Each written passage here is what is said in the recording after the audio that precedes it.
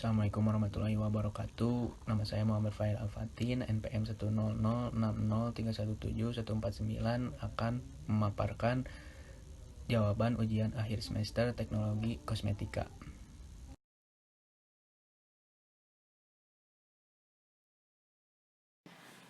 Soal yang pertama yaitu meliputi apa saja cosmetic testing dan stability testing of cosmetic.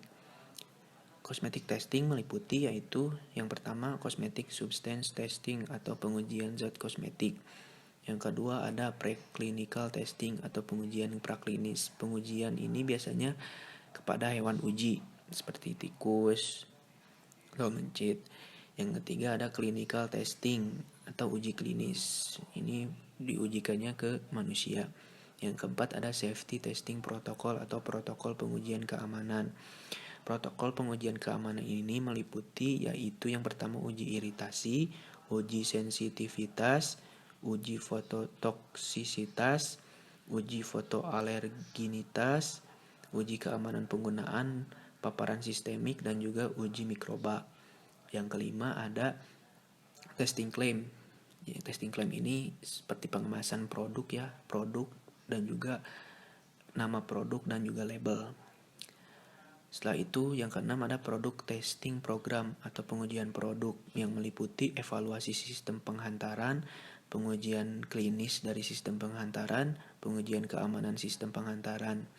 Yang ketujuh ada post marketing atau pos pengawasan pemasaran. Jadi setelah dikemas selanjutnya bisa dipasarkan produk tersebut. Selanjutnya ada stability testing of cosmetic. Stability testing of cosmetic ini pengujian kestabilan dari produk kosmetik tersebut yang meliputi yang pertama yaitu fisikal atau perubahan fisik. Perubahan fisik di sini sangat bergantung pada bentuk sediaan kosmetik itu sendiri. Yang kedua ada chemical and environment. Ini meliputi seperti suhu, pH, dan juga reaksi kimia seperti hidrolisis, oksidasi, dan fotolisis. Yang ketiga ada biological. Biological ini berhubungan dengan cemaran mikroorganisme dan juga pengaruh enzim atau suatu hormon. Soal nomor 2 yaitu meliputi apa saja mikrobiologi kosmetik dan mikrobiologi testing. Mikrobiologi kosmetik itu terdapat yang pertama Enterobacter sp, Klebsiella sp, Serratia sp, Pseudomonas sp. Jadi mikrobiologi kosmetik ini banyak terdapat bakteri gram negatif. Selanjutnya mikrobiologi testing. Mikrobiologi testing ini meliputi yang pertama preservative efficiency methods atau metode efisiensi pengawet. Meliputi yaitu General Procedure, CTFA atau Cosmetic Toiletry and Fragrance Association, ASTM, American Society for Testing Material, dan USP Methods. Yang kedua ada Test for Factors Affecting Preservative Efficiency. Tes faktor yang mempengaruhi efisiensi pengawet. Ada inoculum preparation and handling, recovery condition, dan plating concern. Yang ketiga ada general consideration for formulating product atau pertimbangan umum untuk merumuskan produk yang diawetkan. Meliputi interaksi bahan pengawet, aktivitas air, serta content consideration. Yang keempat ada microbial content test atau tes konten mikroba. Meliputi general procedure, USP test, package test, environment and monitoring test, identification of mikroba. Soal selanjutnya yaitu apa yang dimaksud dengan kosmetik dekoratif serta tujuan dan meliputi apa saja. Kosmetik dekoratif adalah sediaan yang digunakan pada permukaan untuk merias atau menutupi kekurangan pada kulit, rambut, kuku sehingga menghasilkan penampilan yang menarik serta meningkatkan efek fisiologis. Pada kulit mungkin menggunakan bedak, foundation, dan juga blush on. Blush on agar lebih pipi agar lebih merah merona. Pada rambut mungkin mewarnai rambut agar lebih menarik atau memperbaiki penampilan. Pada kuku mungkin biasanya perempuan yang sering menggunakan pacar atau henna. Tujuannya tadi untuk memperbaiki penampilan, memberikan warna, menyeimbangkan warna kulit, menyembunyikan ketidaksempurnaan, serta sebagai pelindung. Kosmetik dekoratif itu meliputi yang pertama bisa digunakan pada rambut. Rambut itu contohnya pewarna rambut, pomade untuk laki-laki. Terus yang kedua ada wajah. Wajah itu seperti bedak, blush on, dan juga foundation. Yang ketiga ada mata. Contohnya ada maskara, eyeshadow, dan eyeliners. Yang keempat bibir ya. Bibir itu contohnya produk lipstick, lip gloss, dan juga lip liners. Ini adalah contoh berbagai produk kosmetik dekoratif.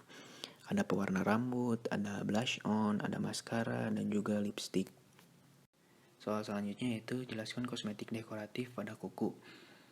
Kosmetik dekoratif pada kuku adalah sediaan yang digunakan untuk merias atau menutupi kekurangan pada kuku. Biasanya sering dilakukan oleh kaum perempuan ya, dengan mewarnai kuku agar lebih menarik penampilan gitu.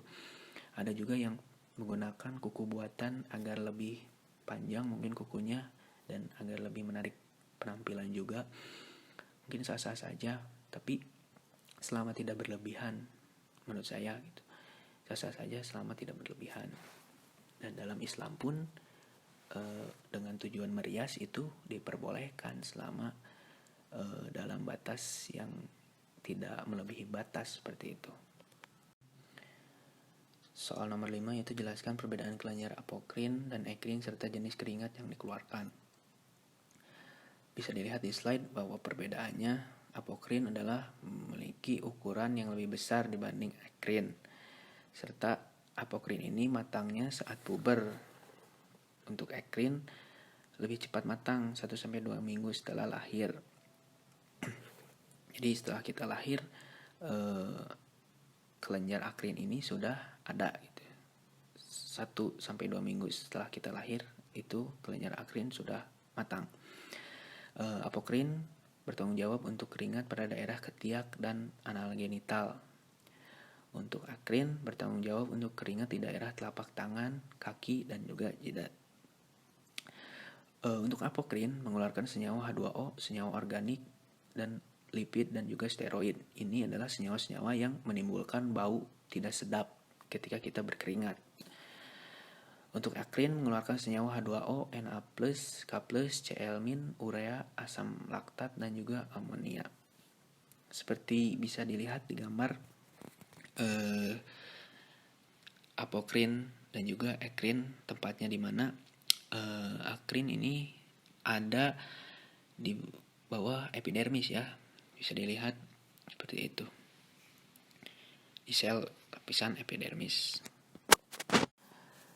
Soal nomor 6 yaitu kenapa keringat tidak enak atau mengeluarkan bau tidak sedap. Beberapa dari kita mungkin pernah mengalami masalah seperti ini. Atau mungkin teman terdekat kita atau orang terdekat kita.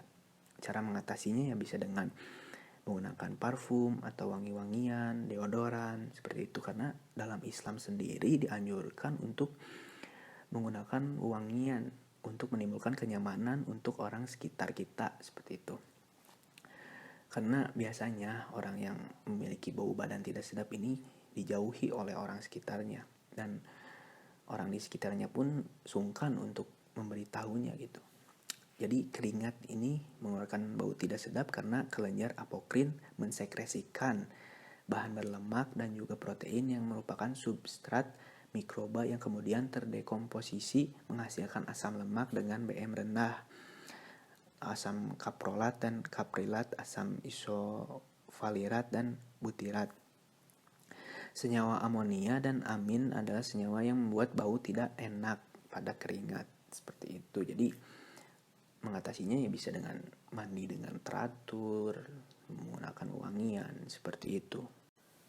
Soal terakhir, soal nomor 7, bagaimana mekanisme kerja deodoran dan antiperspiran. Antiperspiran dan deodoran memiliki fungsi yang hampir sama, yaitu menghilangkan bau badan dari seseorang. Namun mekanisme kerjanya berbeda. Deodoran, mekanisme kerjanya membunuh bakteri penyebab bau badan dengan cara menutupi bau tersebut dengan wangian yang dihasilkan dari senyawa yang ada di deodoran tersebut. Untuk antiperspiran, cara kerjanya menghambat keluarnya keringat dari kelenjar keringat. Jadi keringat yang keluar dari kelenjar keringat tersebut akan diserap oleh partikel aktif dari antiperspiran tersebut. Seperti itu.